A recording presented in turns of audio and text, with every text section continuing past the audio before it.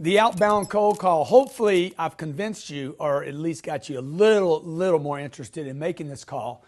But let's talk a little bit more about why and what this is, because we're going to get down into this rude, ugly, gritty call. The outbound cold call is the lowest cost call a salesperson can make.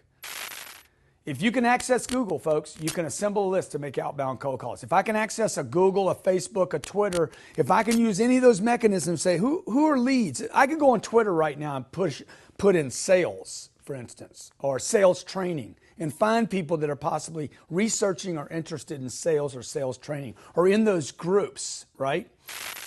Now, what am I going to do? I'm going to go to LinkedIn and find out people that are interested in real estate. What am I going to do? I'm going to find out people that own real estate on LinkedIn, that run the biggest real estate apartment acquirers in the country. Oh, I got his name now. I know who the CEO is. Oh, there's a phone number. I know he's located in Newport, California. Now what? I got to make the call. It is the lowest cost call you can possibly make. These people that you're calling are not expecting your call. But they did go to the office today in expectation, hopeful to do some business. Everybody goes to their office to do business. Now you're going to make this coldest of all calls, the cold call. This is the coldest, most unexpected of all calls. But I'm trying to set you up. I'm trying to get your head to understand the guy that you're calling, the gal you're calling, the person you're calling went to business to do business. Do you understand? So before I make a call, I got to get my head wrapped around, who am I calling? Oh, it's cold. Oh, they're not expecting it. Look, I'm calling somebody at home to sell them a vacuum cleaner. I know they got a home. I know they got carpet. I know they got stuff in the carpet. I know they need a cleaner household. I know they need safety in the household. I want to get that junk out of that carpet. So I got to sell myself on who I'm calling. The unexpected cold call means you may be dropping in on their meeting, maybe dropping in on their free time. Who knows what you're dropping in on, right? Maybe something crazy going on in the afternoon. Maybe you're dropping in the middle of a dinner. God knows what else you could be dropping in on when you call someone. So when you catch someone unexpected, not expecting your call, you should be prepared for them to be agitated, hostile, and not interested. Not being prepared for that kind of response has a lot to do why salespeople fail with cold calling. They're like, oh my God, they hung up on me. Dude, you made one call, okay? Made one call, big deal. So somebody had a negative response. They had a bad day. They're negative people. They're terrible people. They might be somebody you don't even want to do business with. In this call, you have this small window to let them know who you are, tell them why you're calling, and set a hook deep enough to possibly just jerk a little bit of their attention like, huh? Really? See, if your cold call doesn't do that, okay, quickly grab their attention, and enough attention to create like a hook. Even if this call ends right now, this hook should be embedded in the receiver of the call to say, wow, we need to check that out. This guy's talking about solar. He's talking about some plumbing problem. Oh my God, did you know the state did this? Oh, did you know that there was an income tax credit to stop our water? You see what I'm saying? I got to set a hook. When making an outbound cold call, here's a checklist of 10 things you have to do. Indicators that you should use, rules, guidelines, a datum you should use to say, hey, is this a good, strong call? All right. Number one, you want to be honest, you want to be transparent, and you want to be straightforward.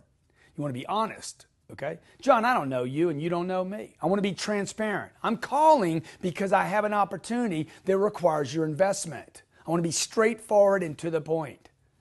Things like, I'm not calling to sell you anything. Yeah, you are. Everybody knows you are. Please don't do that, okay? Be honest, be transparent, and be straightforward. We're going to be showing you how to do that in the future scripts. We're going to be laying out scripts for literally every industry. If your industry, for some reason, is not included in the later scripts, all you got to do is write our office. We'll sit down and actually create a custom script for you. I know I'm going to regret saying that, but I just did. Okay, number one, be honest, be transparent, and be straightforward. Number two, be interesting first, and then be prepared to switch into being interested. First, you got to be extremely interesting to get anybody's attention, and then you got to flip into being interested in them. A lot of people just try to be interested and go straight for qualifiers and questions, and you were never interesting enough. Some people just spend all their time trying to be interesting and never switch into being interested. I'm just giving you the guidelines right now, all right? Number 3, you must believe that you can make a sale on every call. Every time I pick up a phone, every time I take a call, every time I make a call for one of my people, I believe when I pick that phone up, when I hit that last digit and say send, I believe.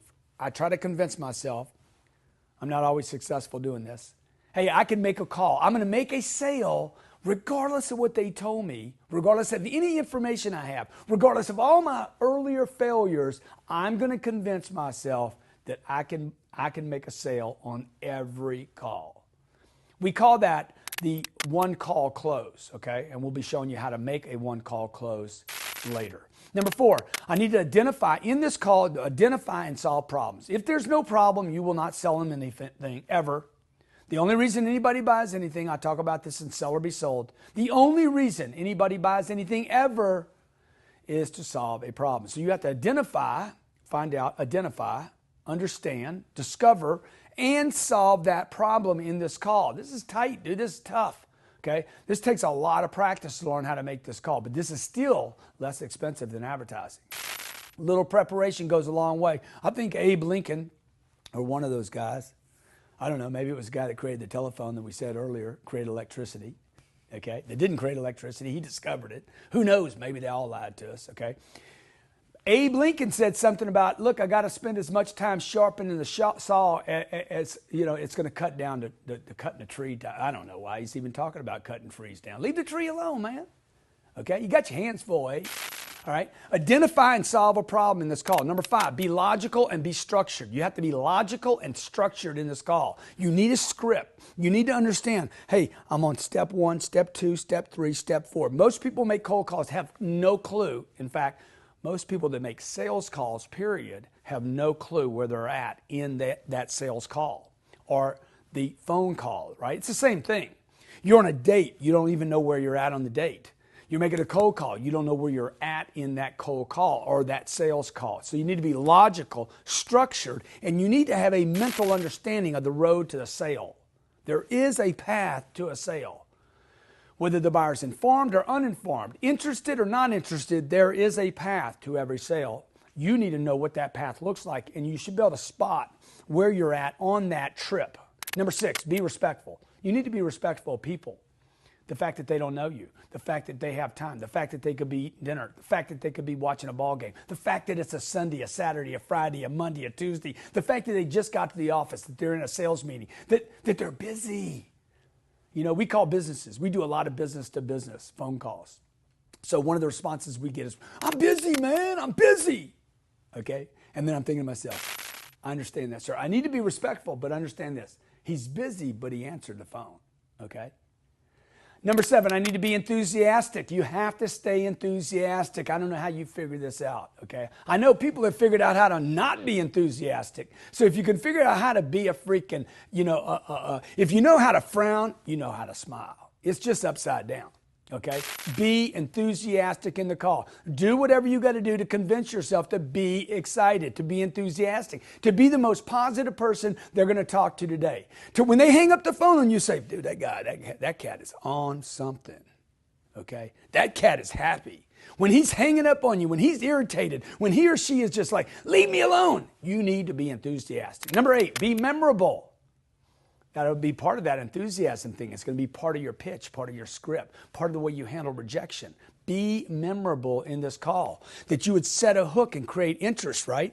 That you would be so memorable that when they hang up the phone, they're going to be like, this guy just called me, this gal just called me, this person just called me and told me. See, they're memorable.